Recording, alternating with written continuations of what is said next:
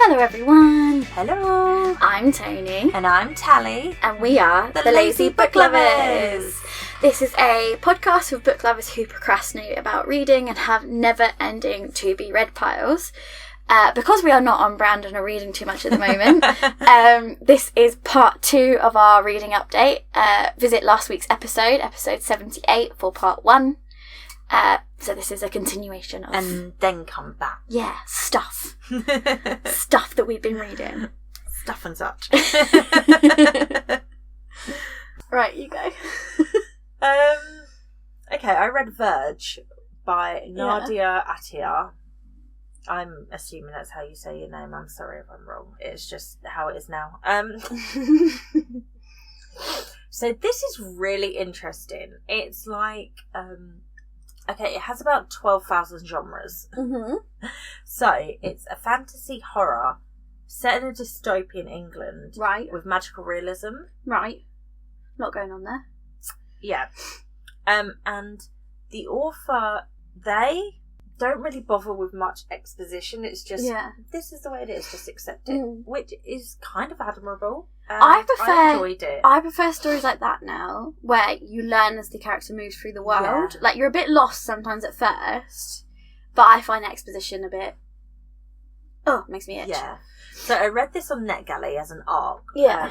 And I looked at some of the other reviews, and a lot of people disliked it, and a lot of the time the complaints were I didn't understand it, which is understandable. Yeah. A lot of it is not really understandable. I would describe it as Brexit meets Wicker Man. Interesting. Just to be clear, I really enjoyed this book. It was fucking weird, and I really enjoyed it. So it follows a character, Rowena, and she is like cursed and has been cursed since birth. So the day she was born, 250 starlings fell like stones from the sky, and since then she's been marked by death. So how do they know the starlings were her fault? Did they Because fall her mum on top of told her? Or... No, her mum told her. Okay. Her mum's interesting. Okay. So yeah, her mum always tells her the story of her birth killed all these starlings. It's a when I talk about Wicker Man, I mean it's very folklore heavy. Yeah. So there's a lot of superstition and stuff. It's all very taken seriously. And in this world, it's like England, but in some weird dystopian future where basically kind of Brexit's happened. Okay. And like to get into different counties, it's kind of like I assume, maybe not how I imagine the States is, but maybe not. But like there's like passport controls to get into different counties and stuff in the UK, which is just crazy to me because obviously it doesn't take that long to get into each county. But yeah, we could just sort of throw a stone and hit the next county over. Yeah,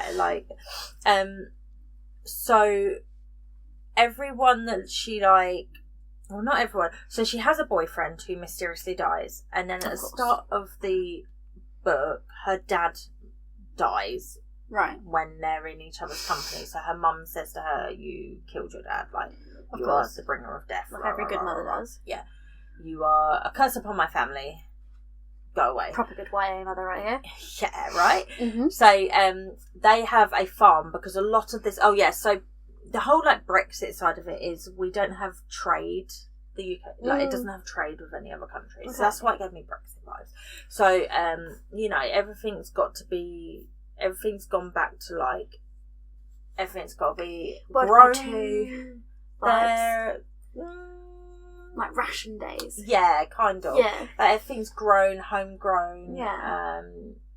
Yeah, so her mum has a farm, and she has this farmhand who is from Egypt, and he's on the run from something. He's called Halim. And she pays him to take Rowena to her mother, so Rowena's grandmother, to do this spell to get rid of death that's following her. And it has to be done by the time she turns, I think it might be 21 as well. or death stuck with her for life. So for some reason her mum left it to 1 month before her birthday to do this, and it will take them a month to travel across the UK because of all these restrictions, and they have to work along the way. They have to have like working visas to get through each county, so they have to have a job in each county to get past passport control. And yeah, so Halim faces a lot of hate because he is not white British. There's loads of weird people they meet along the way. There's lots of weird superstition stuff, like stepping in fairy rings and things. Yeah. And then they're in one county when it's like a midsummer and there's like a big midsummer festival, blah blah blah. It's all really weird, but it's kind of cool. It's serious vibes. Okay, interesting. And the ending is just, I had to go back and reread it, and I was like, wait, is that it? Oh, that's the end? Okay. In a good way? Undecided. Okay. Interesting way. Okay. Interesting. Yeah, so Brexit meets Wicker Man. I'm gonna quote that. I'm gonna send the author that quote. On the inside cover. That is my quote. Brexit. Lazy book lovers. Oh my god! Can you imagine if our reviews ever ended up in people's covers? That'd be sick. That'd be so exciting. I've got lofty ambitions for this. Just call me now, Death Cast. Right. Should I do one? Yeah, go on. So I read the first book in the Caraval series, which we kind of talked about off air. We did do that. By Stephanie Garber? It's by Stephanie Garber. I was going to read the description, but it's hella long, so I'm not going to do that. Always too long. Yeah. I do like that they're more descriptive than Goodreads and Storygraph, but sometimes they're a smidge long. Yeah, that one for Verge I just looked at was literally... No, not Verge. The old woman with the knife. Should not have 4 paragraphs in it. That one was literally like 3 sentences, and I was like, okay, thanks. So, Caraval is this magical carnival that happens. There's lots of legends around the guy who owns Caraval. His name is Legend. I'm like, because I recently watched that review, so I know this. And they used to tour Caraval around different cities, and then it stopped touring, and now it has its own private island where people go to for Caraval, and you get it's by invite only, unless you try and sneak in. Our 2 main characters, Scarlett and Donatella, are daughters of a rich local lord, but he treats them like shit. He beats them regularly. Their mother ran away when they were... just dad stuff. Yep. Their mother ran away when they were, quite young. They presume ran away and not died, but she was never found. They don't know what happened to her. She just disappeared. Just YA parents. Yeah. And their grandmother helped raise them. And their grandmother sort of hated them a little bit, wasn't good with kids, and used to tell them stories all the time about Caraval and the legends of Legend. And for both of them, it kind of, in their little kid brains, was like, okay, Caraval is like how we're going to survive this. We're going to like our way out of this. Yeah. So the main narrator for the first book is Scarlett, who is the older sister, but only by a year. She's quite cautious. She spent all her time trying to keep her sister Donatella from the worst of her dad's stuff. Mm-hmm. And Donatella is quite wild and is always getting into trouble. But what the dad does is, instead of punishing the child that does it, he punishes the other one. So they have to watch their sister. No. Oh. So he figured out they don't really care what happened to them, but they care what happens to the other. Mm-hmm. So he cared enough about parenting to work that part. Yeah. Yeah. Classic YA dad. And so Scarlett has been writing to Legend all her life, saying please can you come to my island? Please can you come to my island? And then when he stops touring, she's like, okay, please can I come to Caraval? Please save me. All this kind of stuff. And then her final letter is when she's engaged to a count that she's never met, that her dad's engaged her to. She says, hey, I'm getting married. This is the last chance if you want to invite me. Yeah. She was basically, she actually writes saying, my wedding is here, so please don't come then because I won't be available. And this will be my last letter. And then Legend finally writes back with an invite to Caraval. Mm. Meanwhile, Donatella's hooking up with some nice... You're probably of age now. Yeah. I can bone you. Yeah. Classic. Yeah. And meanwhile, Donatella's met a very nice sailor man who she's like hanging out in the cellars with when Scarlet catches him. Yeah. And Scarlet catches them together, and also happens to have the letter in her hands. And Donatella looks at it and she's like, "Oh my god, we've got an invite to Caraval!" And she's been sent 2 invitations with names on, Donatella and Scarlet, and then a third one that's blank that's for her fiance. Oh. And Donatella's like, "We'll just take this guy. He's a sailor. Random sailor. He's a sailor. He can get us to Caraval Island." And Scarlet's like, "No, Dad will kill us." And Donatella's like, "We can get back in time for your wedding. Like, why'd you write if you didn't want to go?" Yeah. And then Scarlet's like, "No, it's too dangerous. The Count is our way out." Well, then why you been writing? The Count, because she's been writing to this Count as well that she's never met. Oh. She's like, "Count is our way out. He's a nice man. He's promised to bring you with us. So we're going to be away from my father, and then I'll have money and stuff like this." Mm-hmm. And Donatella's like, "I'm not betting on some random dude we've never met that your dad just sold you to. So yeah, let's go to the other random dude we've never met on the island with the random sailor guy." Yeah. Okay, I'm all for Donatella. So Donatella ends up getting the sailor guy to kidnap Scarlet and trick her and to get her onto the boat. So that's Donatella's solution. Escalated. Okay, I kind of on board with Donatella. She sounds hilarious. Scarlet sets up a secret meeting with the sailor guy to like give him money and persuade him not to take them. Yeah. And he's like, "Well, your sister already Joke's offered on you." He's like, basically, "Your sister already offered me like a better offer," and then they chloroform her. That sounds brilliant. And then she wakes up on the boat, just to like, so they've gone from the big boat to the little boat, just rowing them to the island, and that's when she wakes up. And she's like, "Where's my sister?" And he's like, "She's already on the island. Calm the fuck down. Like, why are you scared? Why are you worried? What's your problem?" I wonder. And then the boat starts to sink, and she can't swim. I can see why she was worried. So the boat then sinks, so she could like sort of swim but not very well, and she's got a big heavy dress on, so she has to take the big heavy dress off, obviously. And the handsome sailor man helps bring her to shore. And then they both go to Caraval together, and he's like, "Let me have the other invite, please. Yeah, I want to get into Caraval." He's like, "I've played before." So he's already a bit dodge. Yeah. He's like, "Yeah, I've played before, so I'll help you. Just let me take the other invite." So do they know what the games entail beforehand? No. Okay. But there's always, Caraval always follows the same kind of way of like, there's like clues that you have to follow, and there's a prize. This year the prize is a wish. Do people come back alive from Caraval? Nothing in Caraval is real, that's what they say. Oh yeah. But it's a little bit headfucky. Like, it is that kind of plotlessy vibes that you kind of like the magic of it. Yeah. Is the same as like the magic, I would say, in Starless Sea. Starless Sea kind of magic vibes. The circus one, Night Circus. Same kind of magic-y I've been picturing vibes. the Night Circus this whole time. Yeah. Same kind of magic-y vibes, I think. Where everything's a bit... Just fine. Just a bit dodge. A bit mysterious and shit. And you don't know what's real and what's fake.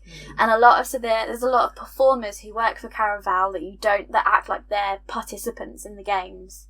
Who are there to plant clues or nudge you certain ways. Oh my god. No, sorry, continue. It's just made me think of a film. I need to see what that film's called. And so when they get to the gates of Caraval, he like just snatches the invitation. He's like, "Oh, well, she's my fiance, aren't you, darling?" And then Scarlet's worried she's going to get kicked out if she admits he's lying. Cadaver. Oh, okay. It's nothing alike, but watch that film. And so then she enters Caraval with Julian, and then they end up being given like a room together, and everyone's going, "Oh, you're Legend's special guest," and she's like, "Okay." Oh, because is he there as her husband to be? Sorry. Yeah. He's fooled them into thinking that. Did it take much fooling? Yeah. He just said, "I'm her." Yeah, he's like, "I'm her fiance," and then she's like too shy, and like she's like, "I don't want to get kicked out, so I guess I'm just going to go along with this." Is her sister already there? Yeah, sister's somewhere in Caraval. She's just trusting Julian with that info? Yeah. Okay. When she gets shown, they go into a magical shop where she gets shown in a magical mirror her sister Donatella having loads of fun at Caraval. Okay.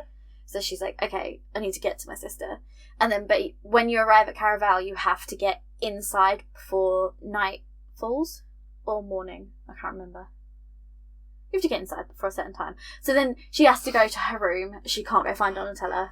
And then the next day they go to find Donatella and her room's been ransacked. And the clue is finding the sister. It means they find the wish. Oh, okay. So then the Caraval's purpose is that everyone has to go find Donatella.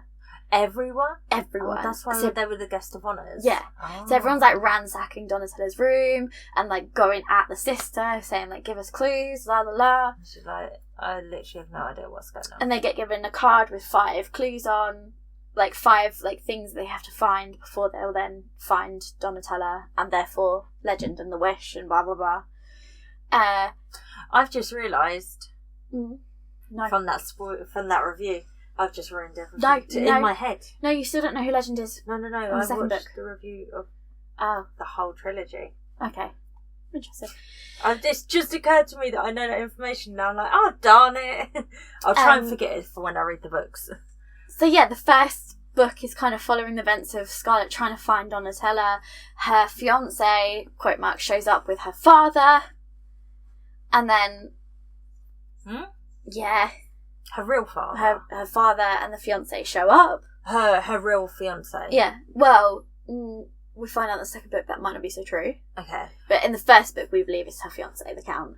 And they're there as guests? Yeah. Okay. So Legends obviously invited them to fuck with the girls. Legend, you bastard. And the whole thing is nothing is real. So lots of traumatic shit happens to Scarlet. Oh, like, this girl cannot catch a break. So you said that the first book's from her point of view? Yes. Just the first one?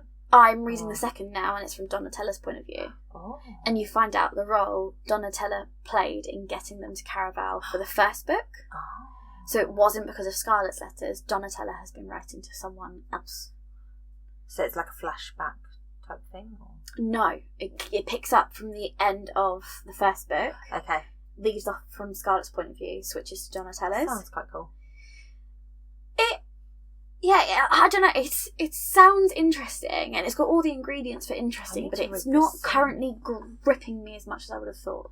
Maybe I should and read I can't this soon explain so why. that we can chat about it. It would be good if you could read it. I've only actually got the first one, but I could just. I mean, obviously, I have the rest. Yeah, I could borrow them. It would be good if you could read it, because I can't figure out, because all the ingredients add up to gripping, but it's not gripping me. Yeah. Like, I can just happily fall asleep. While reading it. Yeah. But it's not boring. It's just, yeah. Like, it's not stay up all night reading. Yeah, when I'm reading it, I'm getting really sucked into the world of it. Yeah. But then I can put it down. Okay, interesting. So, yeah. We're running a bit long. It's because we've had so much chatty chat. Quite like a podcast usually is. So technically one of the things I've read, the first 2 books of a series. Yeah. How much more have you got? 3. You go. Okay. As we alluded to earlier, I went to this bloggers brunch. I was invited by Black Crow PR. Thank you very much, Jamie Lee. And so I met Olivia Blake. So I reread The Atlas 6 twice for just reasons. I'm currently reading One for My Enemy, which is Hezbollah. But I also finished TJ Kloon's book Under the Whispering Door, because I got to meet him. And this was his trademark cozy fantasy adjacent with bits to make you cry. So just what he writes about, basically. I have to tell you what he said, because I told Tony and it made me laugh. So he said he always gets asked how he writes the bits that are like emotional and make readers cry. And he said he cackles and laughs when he writes them, because he knows they're going to make his readers cry, and his substance is readers' tears. And he was like just chuckling away the whole time maniacally, and I loved it. Yeah, so I read Under the Whispering Door. So this is about a gentleman called Wallace Price, who is not a good person, I guess is the way to describe him. So at the beginning, he's in his office. He's very he owns a business. I think they're lawyers. Yeah, they're lawyers. So he owns a business with some other lawyers, and he's in his office, and he's got a employee there crying in front of him, and she's crying and telling him about how everything's gone wrong for her recently. Like, he's called her in for a meeting, and she thinks she's talking about how lovely it is to have a boss who cares, and like her husband's just lost his job, her son's just been diagnosed with cancer or something, like blah blah blah. The only thing she has going for her is this job, blah blah blah blah blah. And then Wallace is like, yes, very sad, anyway, you're fired. And then she's like, what? And she thinks it's a joke, and she's like, but this is my family, blah blah blah, I've worked for you for however many years. And he's like, yes, anyway, so security's there's a box if you could pack your stuff. So he's like, yeah. And then he starts thinking about how, like, he was married, his wife left him, and he was like, oh, very sad. Okay, then. So we're divorced now. Like, he's just very like, la, la, la. Yeah. And then he suddenly is looking down at his body. And then he's suddenly at his funeral. And his colleagues are talking about him. And his ex-wife is talking about him. And none of them have particularly... Not that they don't have nice things to say about him, but then don't have nice things to say about him. They all talk about how he really cared about his job, and and he didn't really have a personality beyond that, like that kind of stuff. So then a Reaper comes and takes him, and it's like, yeah, you probably have questions. You are dead, by the way. And I'm the Reaper, and I'm going to take you to this tea shop, and it's run by someone called Hugo. And he's like, okay, wow, this all sounds weird. Yeah. And Hugo is like a ferryman to help souls cross over, but he also just has a tea shop that in the middle of like this village in America, and like people who are still alive come to the tea shop, and there's like interesting, and he's a ghost there, and he meets other ghosts, and there's a ghost dog, and I like there's a ghost dog. He as with all of TJ Klune's books, he learns to love, and he learns about humanity, and so like there's a queer love story, and it's a TJ Klune book. It I really need to read him. It's cozy, but it makes you sad at the same time, and it was really interesting. And I liked the idea of it. It was fun. I would be remiss to not mention that obviously there are some people do have some issues with TJ Klune. I'm not going into it here, but. Because but you know, you might research. Yeah, you might want to look that up if you want to. But I do have to mention it because I don't want us to get hate for talking about him and not mentioning it. Okay, so for my next one, do you want shite or do you want decent fantasy? Do decent first. All right. So, I have listened to this before, actually, but I didn't feel like I took in the story properly, because it was one of my sleep listens, and I just don't feel like I took it in. So I decided to re-listen, because it was a good book, and I've had quite a busy period at work, and I just needed something to, like, listen to while I sort of worked my through the mountain of work that I had to do. So this is the Bone Witch series. They are all on the Included Library by Rin Shapiro. I've been wanting to check this out. It's pretty good. Ooh, Would recommend. Okay. Is one of them called like Bone Shard or something? So you've got the Bone Witch, the Heart Forger, and I can't remember what the third one is called. I haven't listened to that but yet. I have had this on my list to check out. Cool. Okay, I would recommend. So this is really good world building for a start. Like the magic system and all that stuff it's really thought about. It's done as a series of flashbacks, but it's not shit. I want to emphasise. Yeah. So we've got present day main character Tia. She's speaking to a bard, and in the present day, she has been banished. So she's on this deserted beach doing mysterious magical things, and she has mystery. Mm-hmm.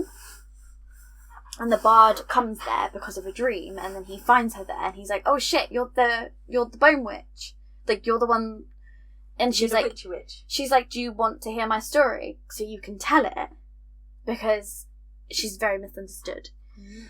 And then so it's done as a series of from the present day and the present day ones are all narrated from the bard's point of view, and we don't know his name at any point. He's just called the bard. They're all done from his point of view, and all the past ones are done from Tia's point of view.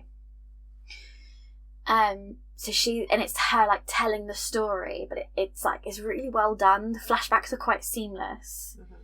and it just goes into her narrating the story of where she comes up. So bone witches are a very rare type of dark witch, and they're called Usher here in this world. Mm-hmm. She's a dark Usher. She finds out she's a dark Usher when her brother dies, and she accidentally raises him from the dead. Oh, that's a bit orcs. Yeah. So at that point they didn't know she had any magic, because everyone has what's called a heart's glass, and when you reach a certain age, you go through the heart rune ceremony where someone draws the heart rune, and then your heart is your kind of like your soul almost. It is visible in this glass, mm-hmm. and you have to keep your heart safe. Okay. So everyone has heart's glass. Even if you're poor, you might just wear like a glass bottle around your neck rather than a pretty one. Okay. But obviously then rich people have really pretty hearts cases and stuff like that. But everyone has heart's glass pretty much. Wait, so if that gets broken, it can be restored. Oh, okay. It's not like you die but you've when you get married, you swap your heart with someone else. Aww. And then no one can take your heart from that person. Like, as in the heart will like hurt them if they try and take it against the person's will and stuff like that. But then someone can take your heart and hide it. And heart's glass kind of help you stay healthy. So you can see in someone's heart's glass their emotions and when they're sick.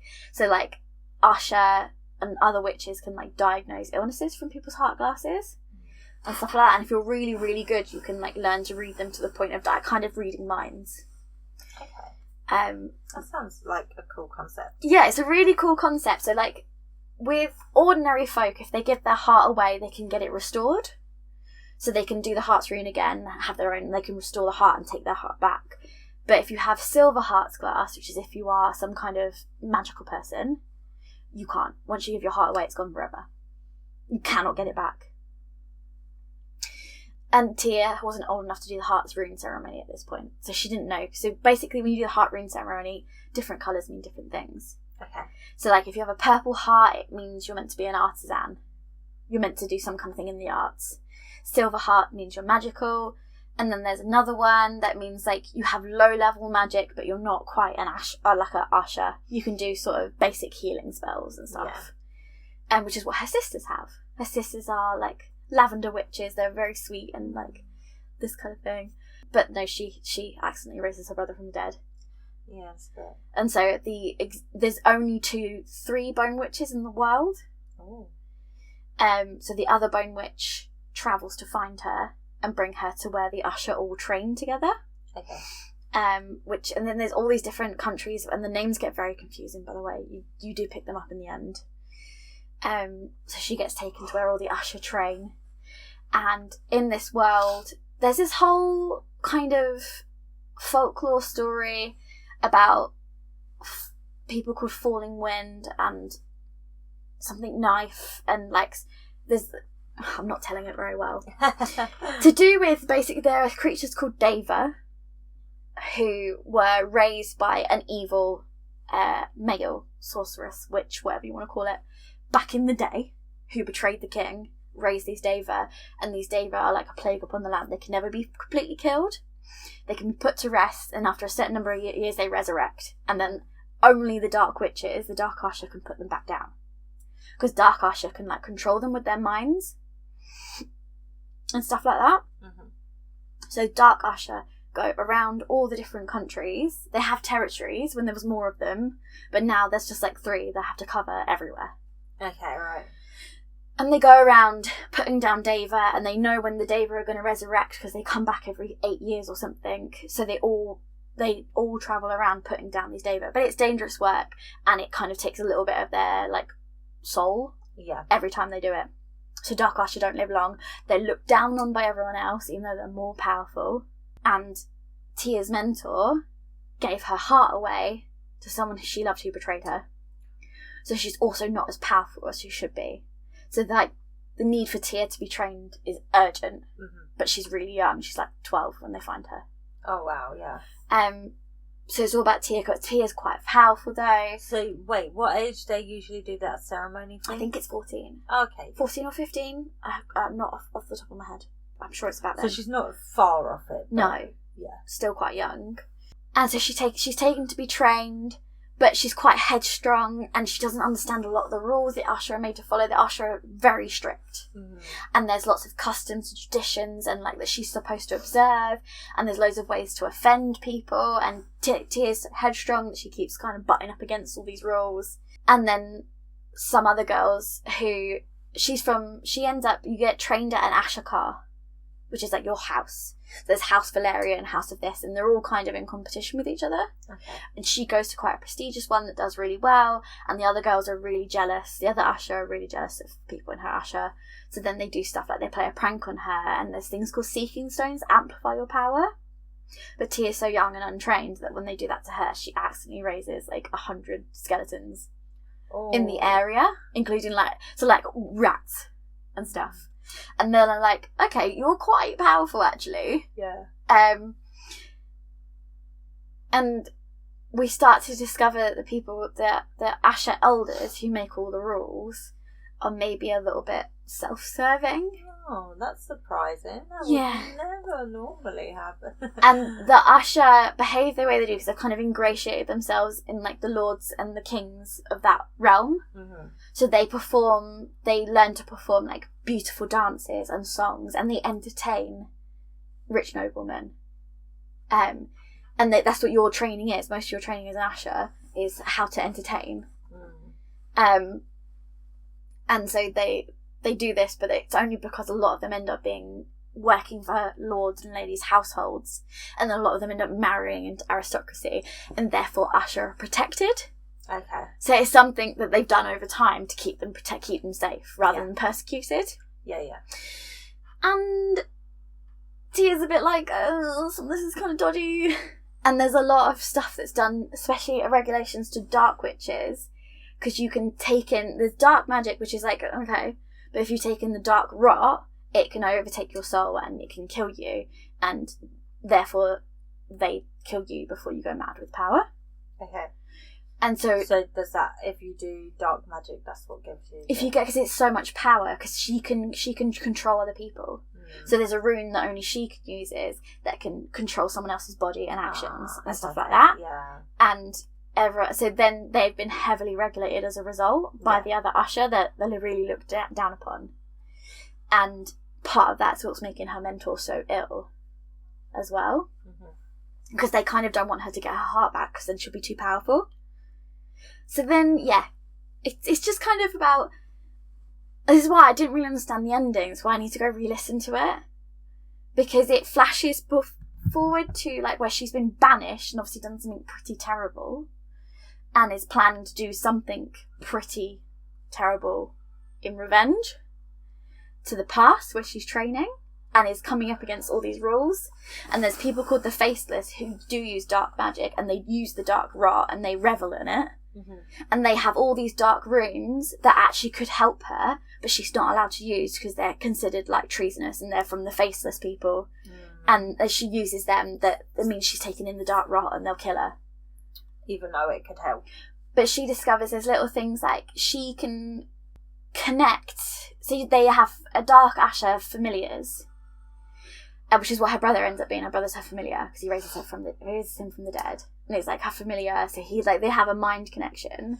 Does he look like a person, or is he like skin melting off and stuff? Or? They have to do a ceremony called blooding. So she gives him a bit of his blood, and he's like, his injuries heal. Okay. But without that, he would start to degenerate. Yeah. Well, no, he doesn't. Picturing like a zombie. He doesn't degenerate. Skullduggery. Yeah. That's what I was picturing. No, he doesn't degenerate, but like if he breaks his arm, it stays broken. Okay, yeah. So he doesn't rot, but like if he gets hurt, he doesn't heal. But with her help, he does heal. And then she discovers, basically on accident, that the Deva that they keep trying to nearly kill themselves to put down and kill, she can actually communicate mind to mind with them. And that way stop the Deva from hurting anyone, but not kill herself or her mentor. Her mentor's dying because her heart's glass is missing. Yeah. And every time she puts down a Deva, a little bit of her life goes. And Tia's like, well, why are you making us do this when we can just control the Deva with a mind-to-mind connection? Yes. And so she keeps this a secret for ages, that she's got this mind-to-mind connection with the Deva, because everyone thinks she killed it. Oh, right, okay. And it's like she keeps it secret for years. And then she gets found out, and she's like, but it just makes sense. I'm sorry, it just makes sense. Yeah. And then they try to challenge the Asher elders. So that's the past bit. And then the future bit, she is raising a bunch of Deva and binding them to her. And then moving on to cities to fight. And we don't really know why. And it's lots of allusions to like what happened, but we don't know. Like, I haven't got to the bit where the storylines meet back up yet. It's really good. Was it a trilogy? Yes. Yeah, and I did listen to the whole thing, but I actually physically cannot remember the ending. So that's why I've re-listened. Yeah. But it's very good. I'll report back on number 3 when I get to the ending. Are they all in the library? Mm-hmm. All included. Oh, that's as well. good. They're about 12-hour listens each. Next one. It's quite warm in this room, isn't it? It is getting warm, yeah. Mm. Okay, I read, for Big stretch. Tandem Collective, I am a romance ambassador for their summer read-along, which I thought would be fun to apply for because I don't often read romance. So there's 3 books a month for the next 4 months. There's 12 books over the summer, different types of love tropes and stuff. So I thought that'd be exciting. So the first one I read was, only I know what I'm going to talk about today, The Love Wager by Lynn Painter. So, okay, this was surprisingly good. I say surprisingly because I don't often read romance, so perhaps I do have a bit of a bias when it comes to romance. They can be a little bit cheesy. Maybe I look down on them and I shouldn't do. I don't know. Maybe I do. I don't know if I do, but maybe I do. They can be a little bit cheesy, and sometimes they're written to a trope, and they're written for a purpose, and they fulfil the purpose. Yeah, I think a lot of it... They don't try to be deeper with it. A lot of it with me as well is that I tend to pick up books that are just depressing, and romance books typically are not. They are well known for often having happily ever after. So uplifting. I think they just, in general, have never really been something I've been interested in. The Love Wager was actually really fun. So it follows, it's dual POV. It follows Hallie and what is his name? Jack. That's it. Hallie and Jack. And at the beginning of the book, Hallie is she's a bit of a hot mess. Like, she's broken up with her long-term partner, so now she's kind of living as like a college student again almost. I mean, she's not, but she's like, she had to move out, so now she's living with a roommate in a cheap apartment. Yeah. She has her full-time job, but then she has 2 evening jobs to save up money to try and move out. She feels like she's taken like a massive step back. At the beginning, she's at her bartender job, and she's tending bar at a wedding, and her other job is a salesperson in a jewellery store. So she's at this wedding, and then a guy comes to the bar, and she recognises the guy, and she realises she recognises him because she sold him an engagement ring like that week or something. Yeah. And she's like, oh, I recognise you. I met you when you were buying. And he's like, shh, don't talk about it. Like, don't mention it. And then his girlfriend comes up to the bar. And that's obviously why he was like, don't mention, because I'm going to propose to her tonight.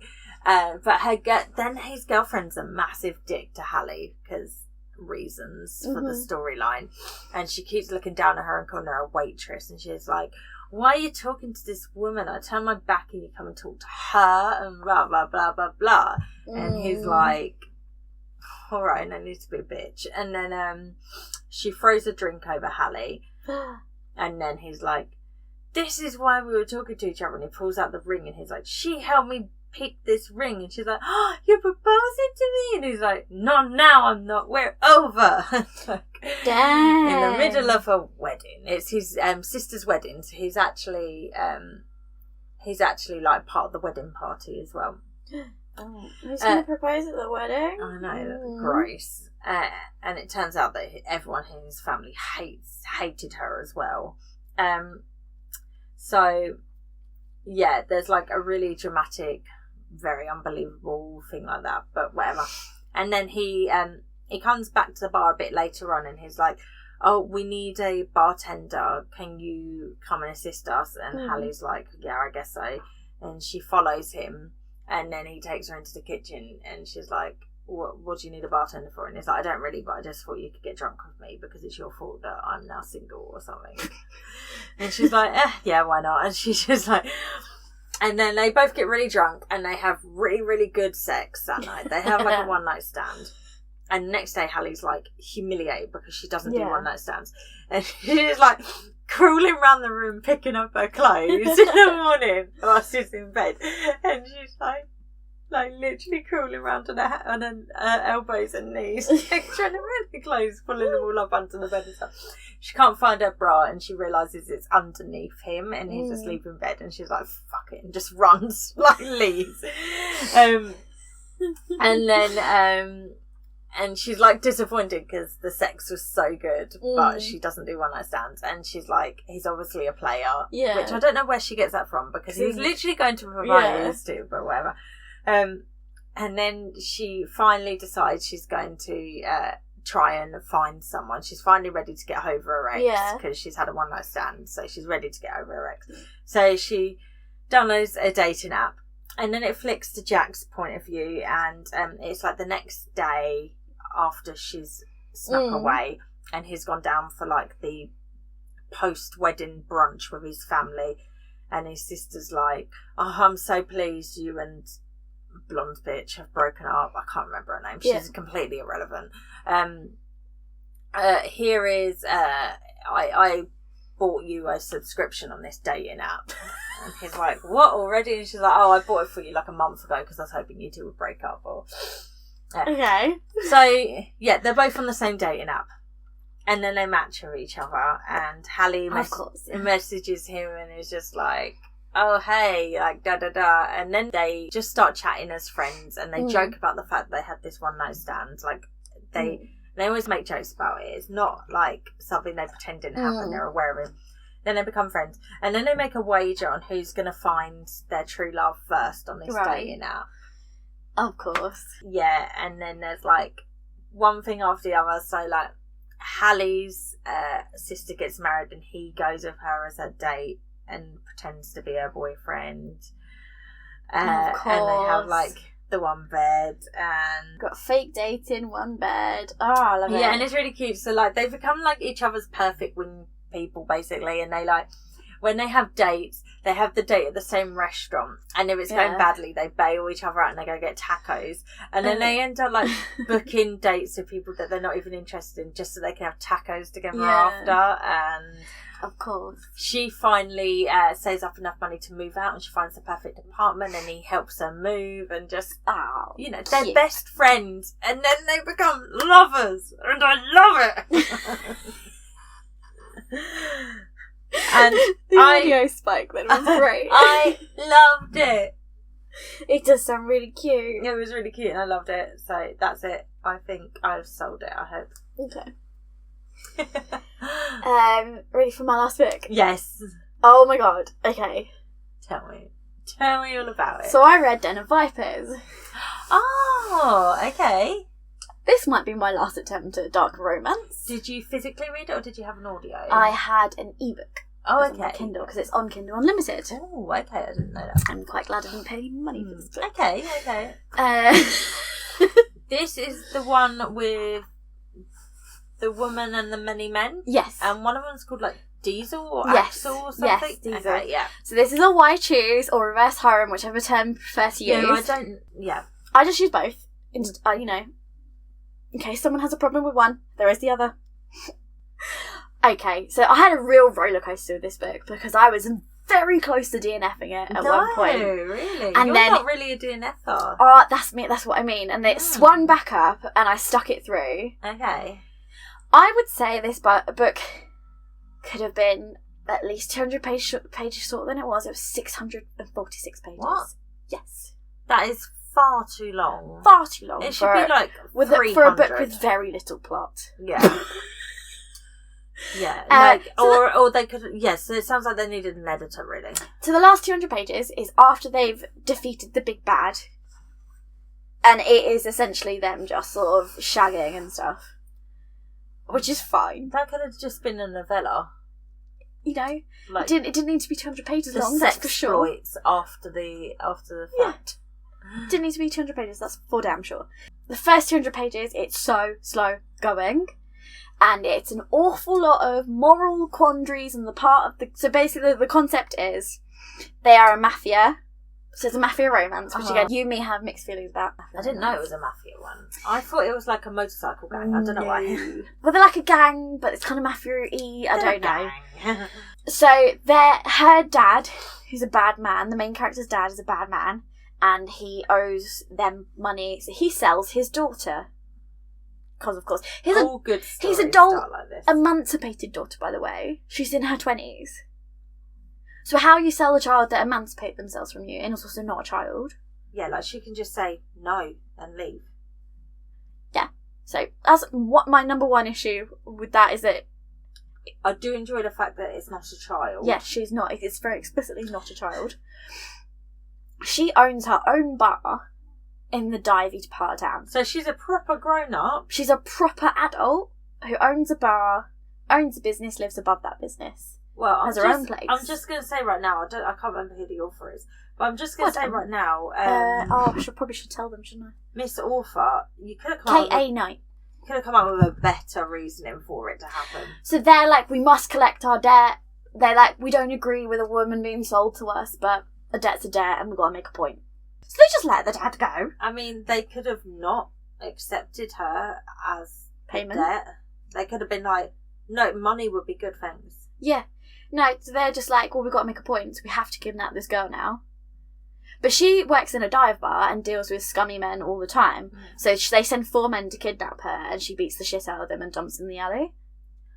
Right. So she's not like other girls. She's not like other girls. Yeah. So she has a bat that she deals with difficult customers with. So then she just beats them all and puts them in the alley. Including Diesel the assassin, who's nuts, by the way. He's obviously not a very good assassin, then. Yeah. So then they come back for her the next day and they'll kidnap her for realsies this time by chloroforming her. And then they're like, you're ours now. And she's like, well, no. And they're like, but you're ours, you're our possession, we can do with you what you want. And she's like, fucking try it. I'm a human being. I just beat for it. So it wasn't the main Viper people, it was like 2 of the main guys and 2 like of their like muscle helpers. Underlings. That she beat the shit out of. Yeah. So then she's like, I will fucking beat the shit out of you again. Like, don't come anywhere near me. And they're like, but you're our pet now. And she's like, no, I'm a human. See, I'm always in 2 minds, because do I like the idea of someone looking after me like a pet? Yes. Yeah. Yes, I do. Yeah, they give her nice food.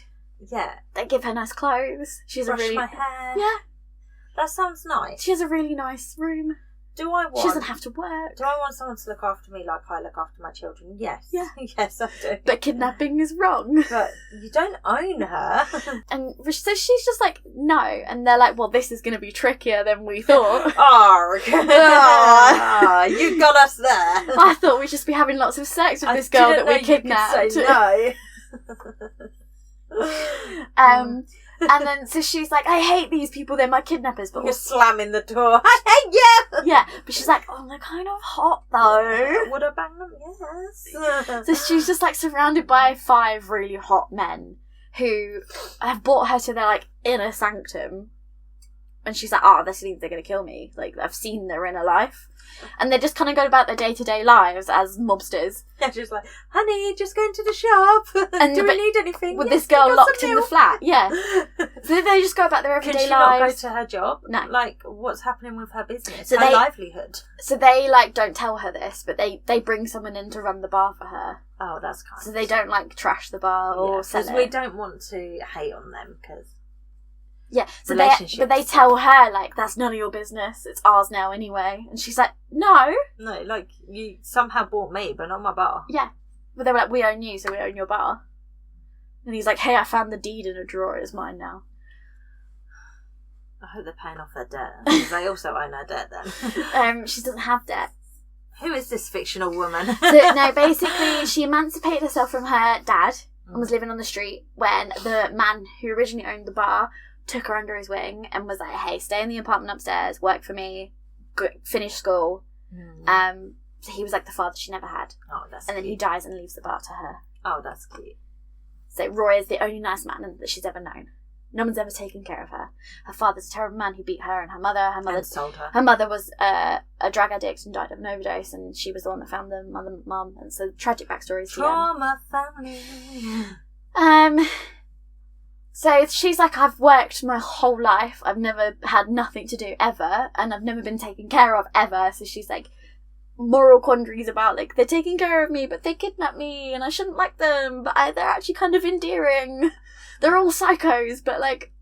They're my psychos. They're my psychos. So, like, Diesel especially is fucking bonkers, but it's funny. I don't know how they make this terrible man funny, but they do.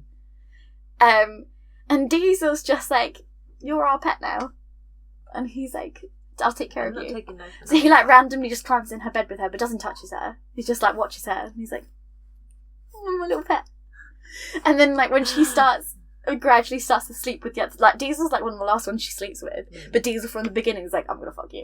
I'm gonna marry you. He's like, I'm gonna marry this girl. She knocked me the fuck out. I'm gonna marry her. Like, do you say this around her as well? Yeah. So Diesel's, like, the one that tortures. Oh, is it just all from her point of view? No, it switches. Okay.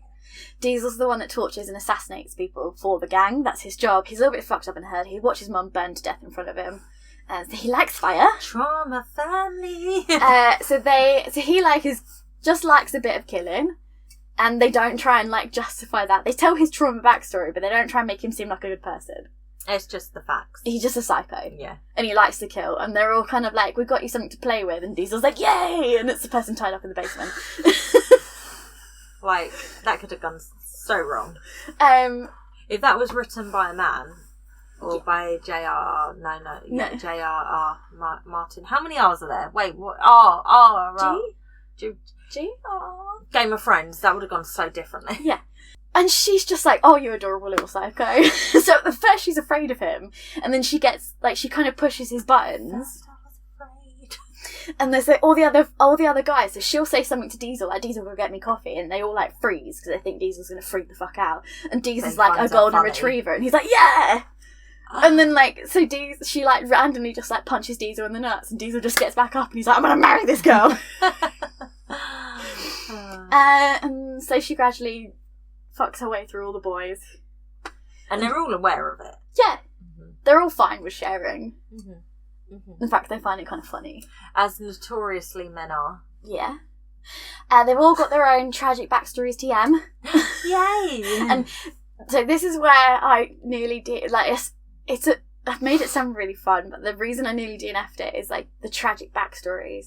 And then she goes from boy to boy at one point and, like, therapizes them and then fucks them. Is she still just stuck in the house this entire time? Yeah. So she's still prisoner. Did she go, like, until, in like, garden, page 400. Or? No. She go out to the pool. Oh, okay. I bet there's a lot of bikini stuff then. No, they don't give her a bikini, so she obviously swims naked. Obviously. What do you do when you're kidnapped by 5 mafia men? You swim naked in their pool. Obviously. God. Words have failed me. You see, you're making this sound fun. Yeah, but there was a real slow bit where she's going from boy to boy, and they're telling her the tragic backstory. She's like, I will crack all of them. And there's Garrett, who is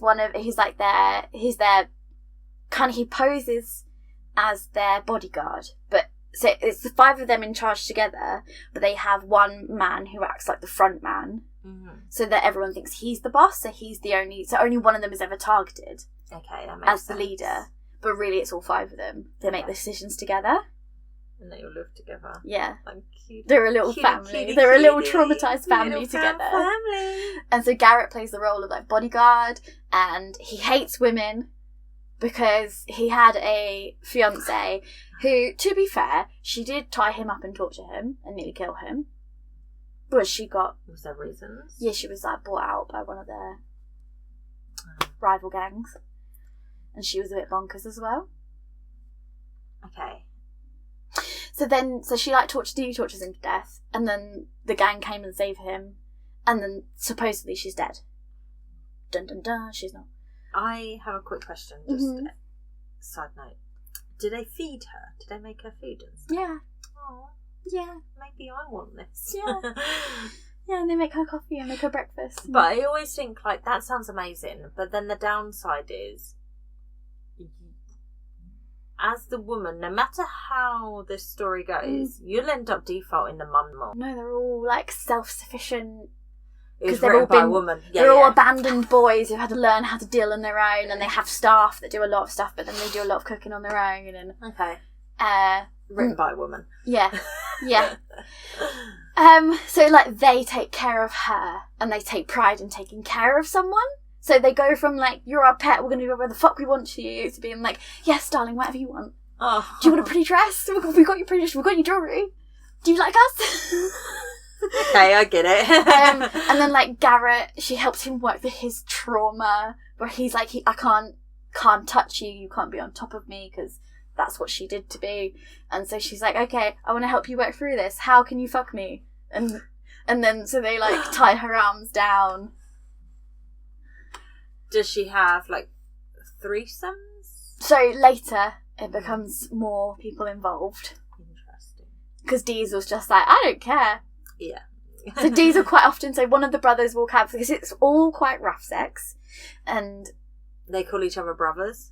Yeah. But only 2 of them are actually brothers.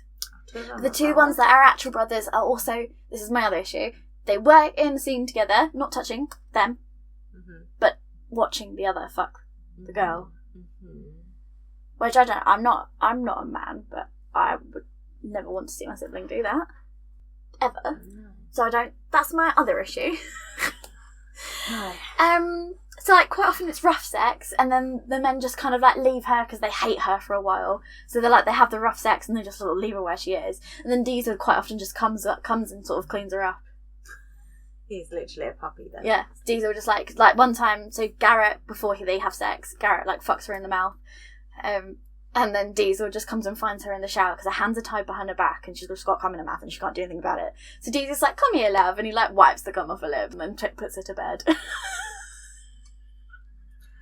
Look, there's being open with your friends. Then there's like sex scenes with all 5 of them later. Was it a fun book, just too long, or the fun bits didn't outweigh it, or? I really actually don't have a stance on whether I recommend this book or not. It just was a book. Just was a book. And things happened. Knowing that information, there's quite a lot of attempts to justify why the boys are so fucked up and why she's fucked up enough to accept this dark behaviour that makes it dark romancy. But it's all like, the author does attempt to make her consent and enthusiasm for the dark romance aspects. She does attempt to make that very clear.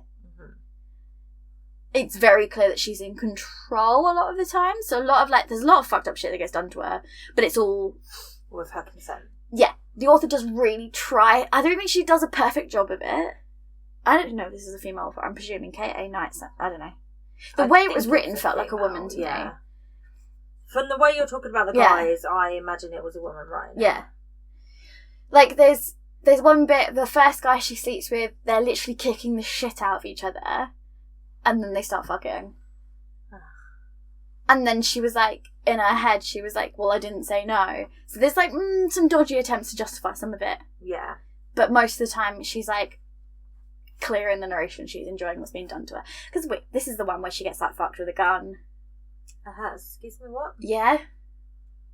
I don't exactly what I just said. Do a water bottle goes up there at one point. Do they? Isn't there enough penises in the house? Like, why yeah. is this? Do they at least he put a condom on it? Because that's going to scrape you up, and that's going to no, and none of them. So she got a UTI. Or there's no mention right? of there's no mention of protection at any point as well. There's lots of mentions of people spilling places. Oh. So there's all five of them. Aftercare visits to the doctors? Or? No, there's all five of them mixing in there together. Okay, then. Quite often, like sometimes she hasn't showered after the last one. No baby. No preparations. No, there's no mention of contraception at any point. I mean, if you want to be like a fanfic, go ahead. Isn't it? But also, I guess the whole storyline is not realistic. No. So no. And the storyline kind of is there's a rival gang that's starting up, trying to hurt them at the same time as they kidnap this girl. Her name's Roxy, by the way. I don't think I've said her name yet. And they're fighting that rival gang, and in the process, people figure out how much the boys like her and therefore kidnap her. And then obviously they do like, you dare kill our girl, blah blah blah. They burn down the world to get her back, and then it's like that's when they realise how much they love each other. Okay, well that does sound fun. And they all decide like, yeah, this is our lives. This is just how we live now. We all fuck the same girl. None of us use any condoms. There's no mention of her being on any kind of contraception, but yet there are no babies. Is she allowed to go back to work at any point? So, they end up giving... I'm just like, where's the condoms and can she go back to work? So, in the end, what they do, because she's like, they kind of come to the conclusion that she'll never be happy being like a kept woman in the apartment. So then the guy, Ryder, who does like all their financial stuff, he's like, okay, I need to figure out a way to keep her, as in keep her consensually. Mm-hmm. So there's a point where there's a conversation of like, we have to let her go so that then she can be with us for real. Yeah. And Ryder's like, how... If you let them go and if they come back, it was meant to be. Yeah. So Ryder finds a way to like, how can I give her work that makes her feel like one of us? So then he finds out a way, and they open a chain of bars in her name, and she names them after the nice fake dad Roy. And so that's her. That's what she does get work. She owns a chain of bars, and all the money's her own. She has her own bank account. So there are some attempts, which I think is why this book is maybe as popular as it is. Yeah. There are some attempts to be a bit feminist with this, but also doing like the really dark, fucked up stuff where it's like, I own you. It's a hard balance, surely. It really walks a bit of a tightrope. Mm. I would say the middle 250 pages are the enjoyable bit. You have to get through the first 200, the last 200, you can take it or leave it. This could have been a 300-page book. Cool. So, what a way. Well, how many trigger warnings are we going to have to add to this bloody episode now? What a way to end it. Do you see what I say when I had a bit of a mixed bag? Yeah. That's brilliant. From first to die, the end to that. We're just going to have to go on to the Storygraph and grab all the content warnings. There's so many content warnings for that, and I'm very sorry for the editor, who is my brother, who's going to have to edit that. Well. I mean, I gave no opinions on the spicy stuff, so I feel like we're walking the line. I'm just telling you what happened. It's a blunt end of a knife that goes, like, the handle goes in there at one point.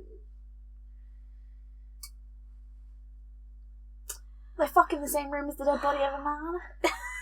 Why does this come up so often? I just feel like hygiene. You can get infections. Don't put stuff up there that's not made to go up there. Well, there's like at one point, there's one bit where she's like had sex and she's like too tired to go for a shower, so one of them like gets a flannel and cleans her up. Oh, that's quite common in these kind of stories. I didn't like that. That was like, she was a baby. Yeah, that is very common. Oh no, I always cringe when I read that. I had a real problem with that. Yeah. Like, there's a lot of them... Because I literally picture a baby. Yeah, them putting to her bed and washing her. Yeah. And, like, she's, like, in a sex coma and they're like, oh, we'll clean... Or they put her in the bath and they wash her and she just kind of lies there. It's nice to have your hair washed. Yeah, but they're, like, washing other But not bits. when I'm in a coma. Well, she's not actually asleep. Yeah. She's just like... Just to be clear, she's just so orgasmed out. Right. Oh, my God. Hey, did you like those books? But this might have been my last dark romance. This might have killed it for me. I don't think you've enjoyed a lot of them. No. You've given them a good try. Yeah, I really did try. Hooked is the only one I've ever enjoyed. You've done a lot of the popular ones. Mm-hmm. But I think I have to accept that I'm not as gritty and dark as I thought, and that I do just want fluffy, happily ever after, love hypothesis type romances. Yeah. Yeah. I'm not as cool as I thought I was. No, I'm not as dark and gritty as I thought. I just want a fluffy romance where they're nice to each other. Yeah. I like it when the characters each other. Is that me healing? Am I better than everyone else?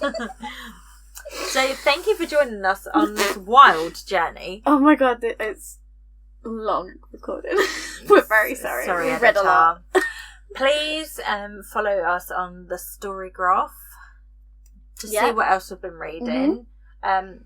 Please follow us on Instagram, TikTok. We have a blog. We have a website. Let me say that again. We have a website which is lazybookloverspodcast.wordpress.com. You can give us any recommendations of books or specifically indie books that you might want us to read. Any suggestions for future episodes. Topics she likes to cover. Yeah. Please like and rate us wherever you listen to your podcast. It really helps us, especially in the algorithm. Subscribe. Download. All the cool stuff. Thank you very much. We will see you next time. Bye, guys.